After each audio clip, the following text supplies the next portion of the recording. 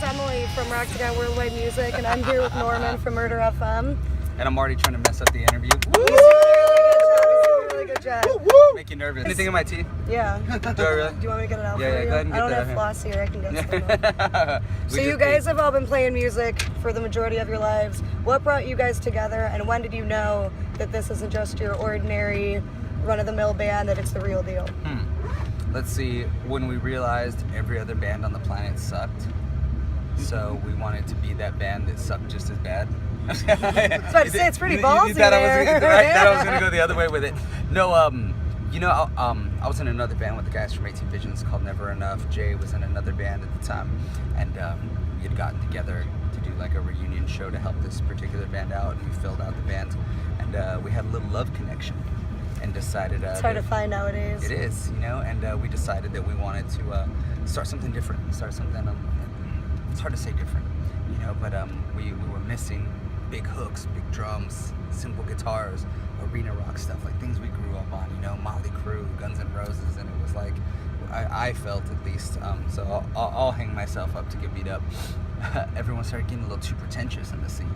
Everyone started sounding the same, everyone's using the same tricks, same haircuts, same clothing, same whatever, that it just got kind of old, so we just thought we'd do something different. So the name of the band was Murder Fucking Music, not Murder FM, but we figured we wouldn't get any press, so it's probably a good call. Yeah. And we figured we had been doing things trying to fit in the box, and that hadn't worked out that well for us yet. So we're like, let's go outside the box, see what happens. Yeah. Well, you guys definitely have that big bang rockin' sound now. How's the crowd reaction been on this tour?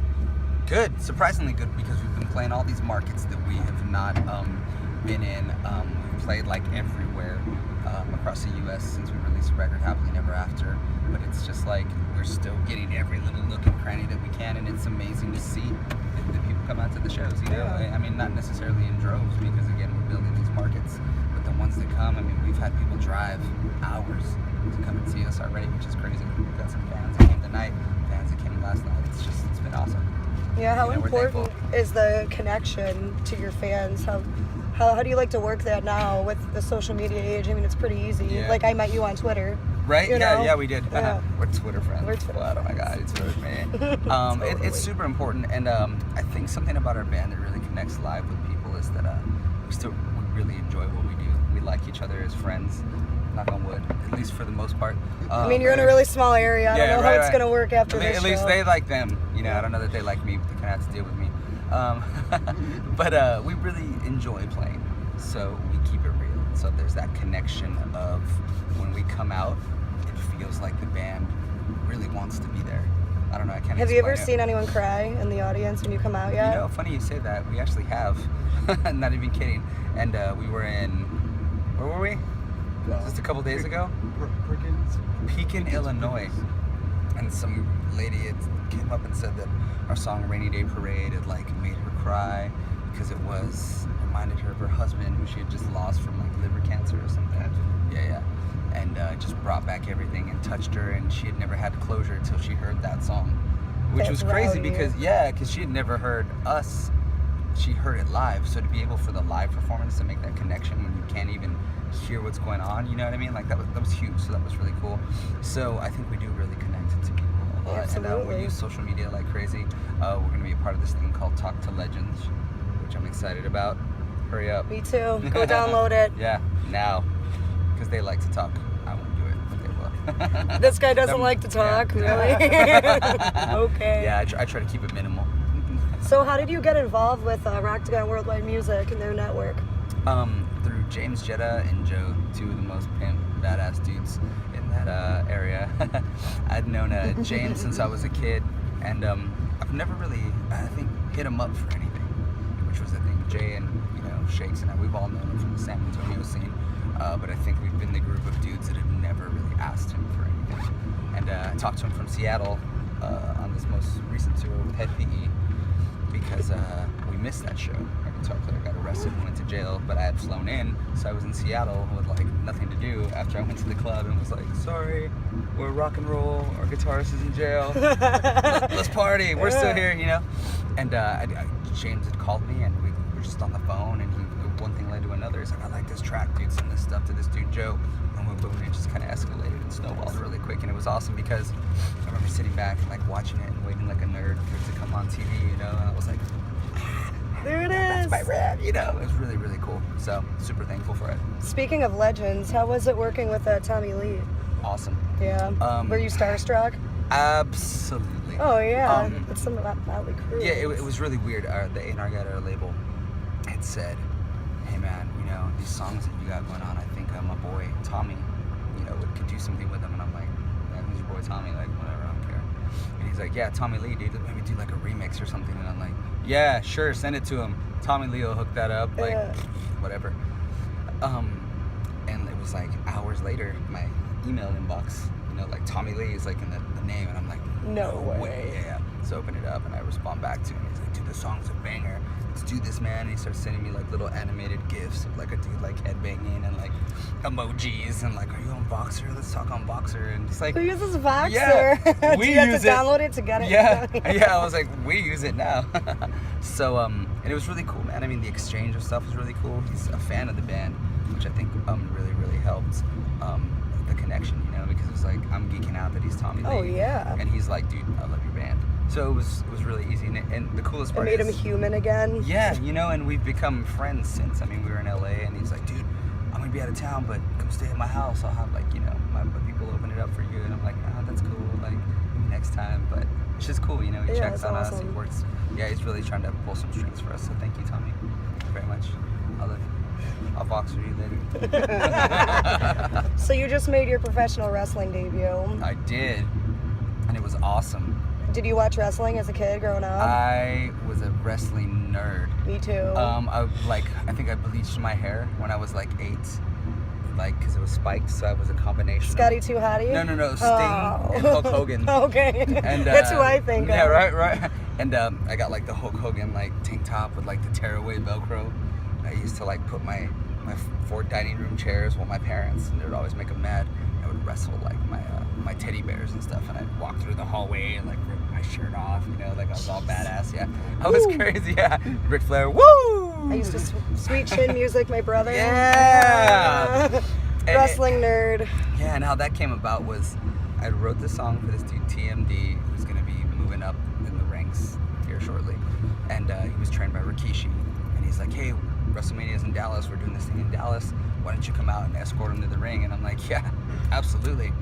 So I start talking to him, and he catches on that I know a lot of the verbiage, if you will. I can speak a Carney, and he's like, "Do you want to get in the ring and like lock up and learn how to bump?" And I'm like, "Yeah, dude. Yes. I already know how." So I spent some time with him, like training me. You know what I mean? Bumping, taking stuff. Like it was really cool. And he's like, "You know what? We're gonna put you in the ring, dude. You're like a natural at this." He's like, "You're already great on the mic. It's your front man." He's like, "So that's gonna be easy. So let's do it." So we set it up. This was during WrestleMania Access weekend and stuff before WrestleMania. So like the first day I came out with him, and then the second, you know, I caused the guy my guy to win. You know what I mean? Because we were the baby faces. He was the heel. What was your? It was just me. Oh yeah, you didn't have a special gimmick or anything. Yeah. Right, the burrito special. The burrito special. The chango maniaco. There it is. And you know, and then so I caused the dude to lose, and so it was the setup for the next day to us to have like a tag team match, and it was really cool. So I'm gonna do it again in July. That's awesome. Yeah, I'm actually gonna keep doing it, so I'm pretty excited. Oh yeah, so that's maybe, real cool. Yeah. So I'm gonna be like Chris Jericho. What? I'm gonna come after Chris Jericho now. Got it. Another thing that I think is awesome is that you're getting involved with the Musicians Opposed to Bullying. Yes. I think that is so cool. Can Thank you tell me like a little bit about what that organization does? Yeah, it's I actually just shot that video yesterday. It's alongside some greats, man, like Megadeth, Anthrax, Sick Puppies in this moment. And basically it's Maria's so hot. Yeah, right. True that. So hot. I mean, no, she's not. I don't even know who you're talking about. Well, your brain call him. Boxer me.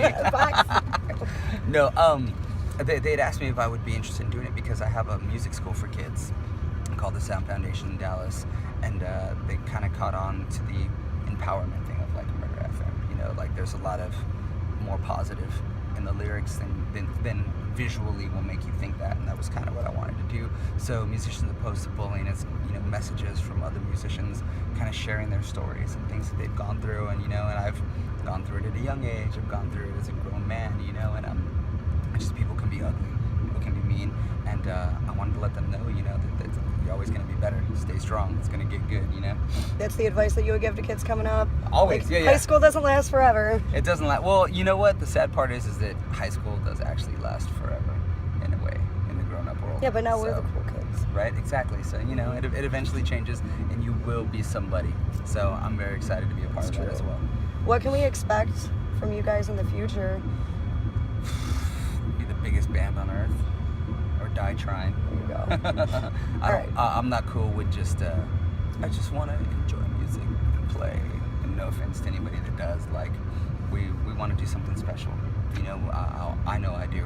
I want to do something big. I want to bring back that excitement that I felt as a kid when I went and saw bands in arenas and was like, oh my god, you know. And if I can help catapult that, not only for our band but the rock movement in general, that would be awesome. You know, so expect, you know, the next record, bigger hooks, bigger riffs, and everything absolutely over the top, because we're gonna keep going. You won't get rid of us. No. This is one question personally I've always wanted to know. Yeah. All right, like rock and roll, it's drugs, sex, and rock and roll. I'm sure you guys party after your shows. How do you get on stage the next day and sit up there and headbang for 3 hours when you have a terrible hangover? What's your remedy? Is it like a Big Mac and a Gatorade, or right, how do you cure your hangover? It's a hair of the dog. Actually, it's, for me, it's not drugs, sex, drugs, and rock and roll. It's sex, and rock and roll. But then I can't get the sex, so it's just like all rock and roll, believe it or not. You know what I mean? Not necessarily like the straight edge life. Just not into it the way that we used to be before. I used to be, you know, you drink 1 in the morning when you wake up. Like, I don't know. I didn't drink, so I don't know. But I remember, you know, things happening, and it just takes a toll, you know, like over time. And I think our band's killing it right now, the way we're at. Now it's about energy drinks, lots of Skittles, any sort of candy, and hot fries. Nice. So bring out the hot fries. Yeah, there you go. Yeah, Skittles over there. Hold on. I'm taking these for later. So what used to They're be the sour Skittles. beer and women has been replaced with Skittles. And Red Bulls. And Red Bulls, right? Yes. And Febreze. We would like an endorsement, please. Well, I hope you have a killer show tonight Awesome. and melt Thank you for people's being here. faces. Thank We you. will. Or we'll punch them in, because now I know how to punch thanks to Rikishi. Hell yeah. So I'll knock Stink some fools face. out and then be like, I never did it. Right? I can make it look like it never happened. All right, well, catch Murder FM on tour. Go to murderfm.com. MurderFMmusic.com. Thank you. Send us Skittles. Buy our records. Bye.